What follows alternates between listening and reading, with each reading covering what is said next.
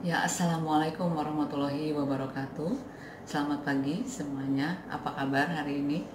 Mudah-mudahan kita semua selalu berada dalam kesehatan dan lindungan Allah Subhanahu wa Ta'ala. Baik, teman-teman, gimana? Sudah dibikin judulnya belum? Minggu lalu kita sudah bahas tentang bagaimana cara membuat judul dan sistematika proposal skripsi. Nah, sudah dibuat tentu judulnya kan. Hari ini kita akan bahas setelah judul itu kan latar belakang masalah ya. Hari ini kita akan bahas bagaimana membuat latar belakang masalah. Atau apa yang harus ada di dalam latar belakang masalah. Apa sih? Kadang-kadang kita suka bingung ya.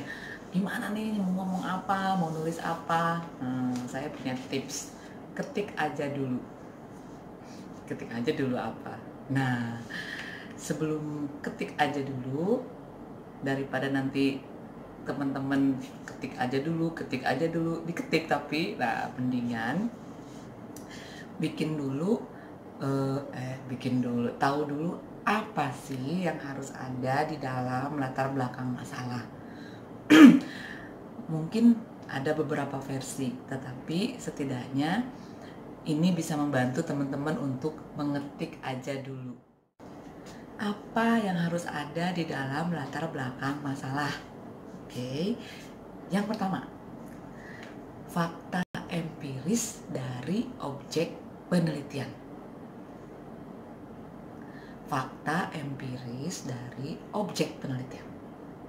Contoh, kita ambil contoh judul perlindungan hukum terhadap korban kekerasan seksual, atau lebih spesifik perlindungan hukum terhadap anak korban kekerasan seksual.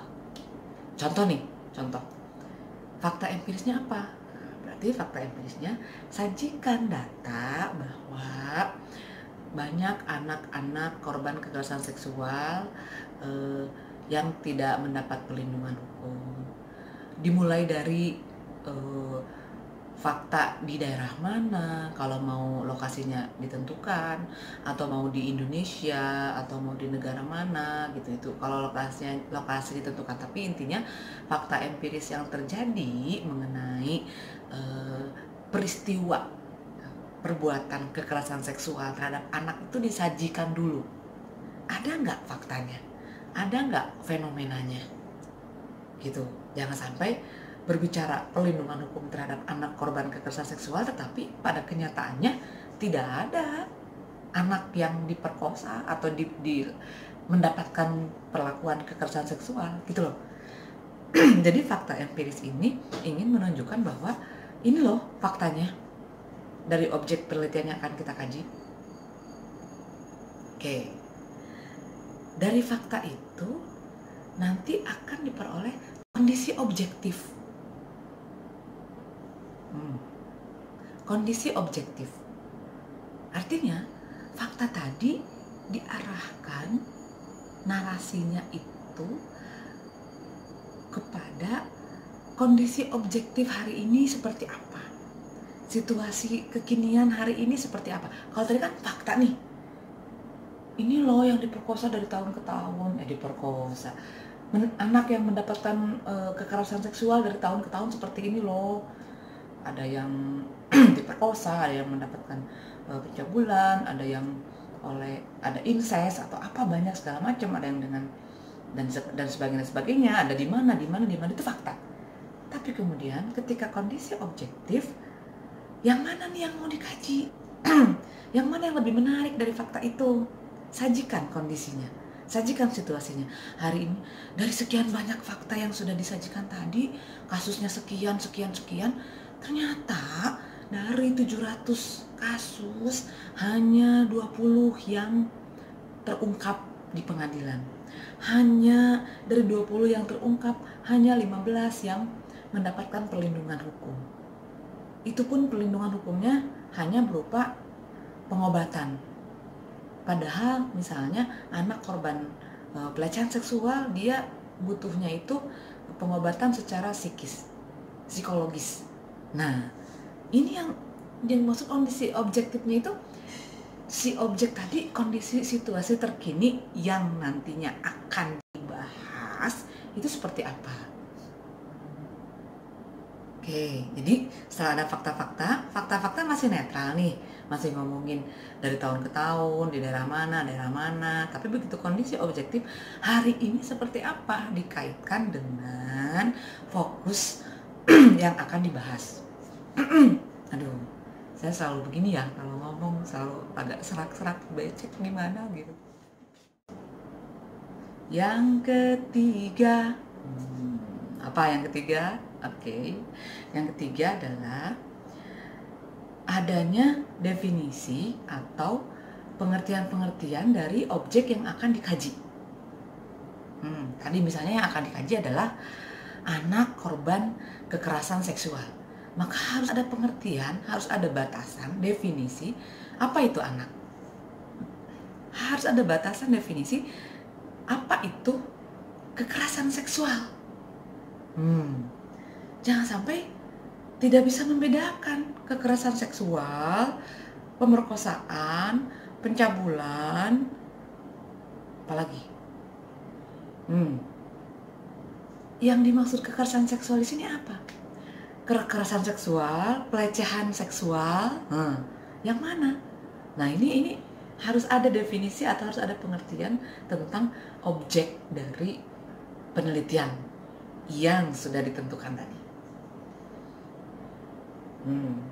Kalau mau ngomongin korupsi, berarti korupsi itu apa harus ada ya? Jangan juga 2 lembar korupsi menurut ini itu, jangan ya. Artinya batasan aja yang menentukan bahwa batasan ini loh gitu.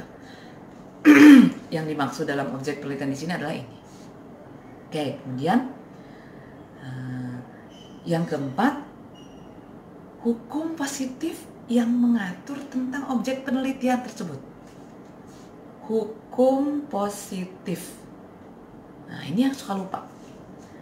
Teman-teman mengkaji tentang objek penelitian, tapi tidak mengkaji hukumnya. Justru yang pertama kali harus dilakukan adalah inventarisasi peraturan perundang-undangan yang berlaku untuk objek kajian tersebut.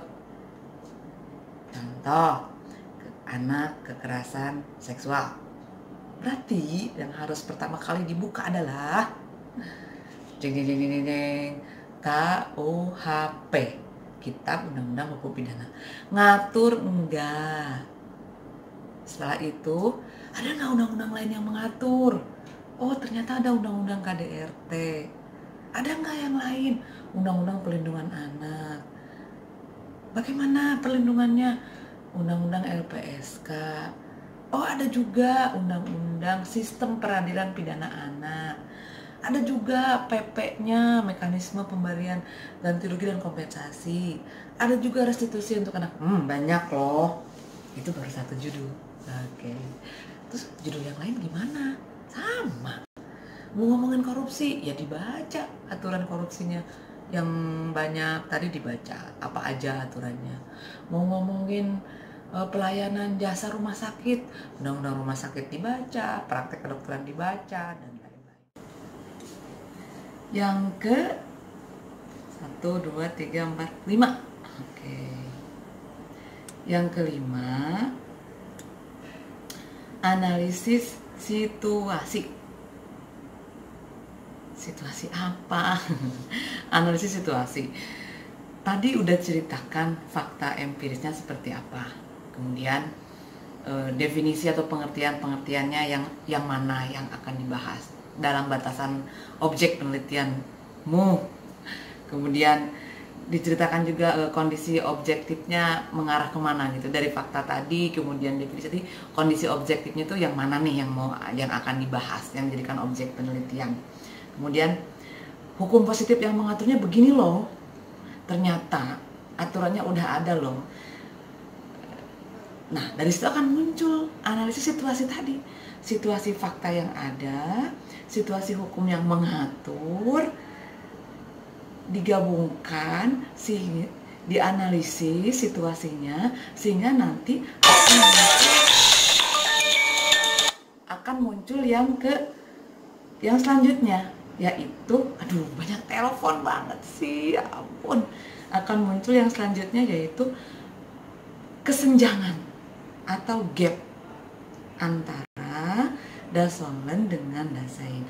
Kesenjangan atau gap antara fakta empiris yang ada, kenyataan yang ada, dengan hukum positif yang mengatur. Aku udah berapa kali tag lo ini, teleponnya banyak banget, sumpah. Udah, nggak penting. Oke. Nah, kalau sudah muncul kesenjangan antara dasolen dan dasein, kalau sudah muncul gap dari analisis situasi tadi, maka nanti itu akan memunculkan identifikasi masalah. Gitu loh. Kok udah identifikasi? Udah. Kalau udah muncul identifikasi masalah, berarti latar belakang masalah udah selesai. Berapa menit tadi bikinnya ya? Oke, kita review dari awal ya. Yang pertama, oke, gini dulu deh. Berarti kalau gitu, untuk latar belakang masalah, apa yang harus ada? Yang pertama, fakta empiris. Yang kedua, definisi atau pengertian dari objek penelitian. Yang ketiga, kondisi objektif. Keempat, hukum positif yang mengatur. 5, analisis situasi. Selanjutnya, kesenjangan atau gap dari objek penelitian yang akan dikaji. Kesenjangan antara hukum positif dengan kenyataan yang ada. Baru kemudian nanti muncullah identifikasi masalah. Kayak gimana ya bikinnya? Bingung. Nah, berarti tinggal dibikin kerangkanya terlebih dahulu. Bikin kerangkanya dulu. Yang sekarang ketik aja dulu. Ketik dulu apa? Fakta apa? Pengertian apa? Hukum positif apa? Pasal berapa? Nah, bikin dulu. Kira-kira berapa halaman sih latar belakang? Ya kalau mau dibikin fakta empiris 1 halaman. Pengertian ya 2 paragraf. Hukum positif 1 halaman. Analisis situasi 1 halaman. Muncul gap 1 halaman. Ya 5 sampai 6 halaman. Sehari 1 halaman. Butuh waktu 1 minggu. Emang iya sehari 1 halaman? Enggak dong. Sehari sejam. Oh enggak ya. Luangkan waktu 1 hari. Dalam 1 hari berapa jam untuk menulis? Pasti jadi. Gitu. Gimana kira-kira udah kebayang belum? Udah ya? Bayangkanlah bila aku, itu lagunya siapa? Nggak ada yang bisa ya, lagunya Pandi. Oke. Nah, saya ingin tahu apakah teman-teman sudah menulis judul atau belum? Sudah menulis latar belakang atau belum? Atau saya pengen tahu apakah penjelasan saya ini cukup dipahami atau tidak. Oleh karena itu, silahkan tulis di kolom komentar judul sama kerangka latar belakang masalah.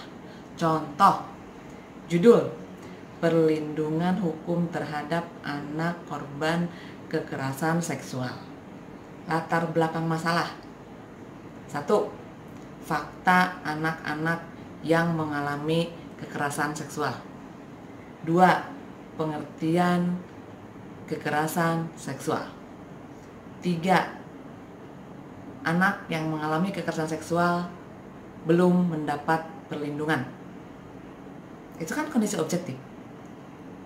Oke. 6. Diatur kekerasan seksual diatur di dalam KUHP, Undang-Undang SPPA, banyak yang sudah saya sebutin tadi. 6. Muncul kesenjangan pengaturan tadi dalam penerapannya belum maksimal. Nah, itu latar belakang. Udah kebayang kan? Berarti saudara nulis dulu fakta anak yang mengalami kekerasan seksual apa, bagaimana, berapa banyak setiap tahunnya, meningkat apa menurun, bagaimana dan seterusnya. Definisinya, ini loh kekerasan seksual itu adalah gini. Kondisi sekarang seperti apa? Mau di mana tentukan. Mau tahun berapa, mau di mana, kasus apa, kasus siapa gitu. Kemudian hukumnya gimana nih? Mau ada putusan boleh. Mau hukum yang mengatur saja, kemudian dikenakan dengan kasus yang belum ditegakkan, tidak mendapatkan keadilan si korban, penerapannya salah, ada kekeliruan, boleh. Sehingga muncul kesenjangan. Ini harusnya begini loh hukum yang mengatur, tapi kok kenyataan yang ada begini sih? Hukum yang mengatur mengatakan seperti ini, faktanya seperti apa?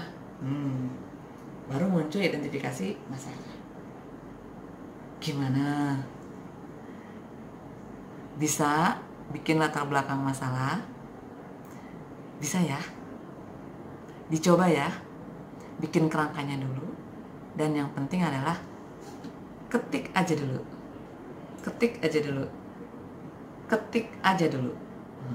Oke.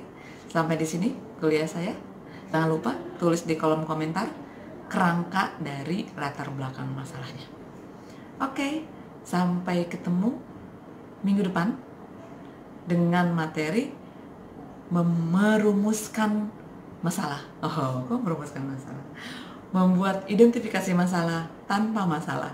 Pegadaian, bukan. Oke, sampai di sini dulu ya. Ini mau dikasih bonus track lagu nggak? Nggak usah kali ya, udah kepanjangan kuliahnya ya. Oke, kalau kuliah saya tonton sampai habis. Simak. Kalau channel ini menurut kalian bermanfaat, jangan lupa di subrek. Oke, terima kasih. Semoga kita selalu sehat. Assalamualaikum warahmatullahi wabarakatuh.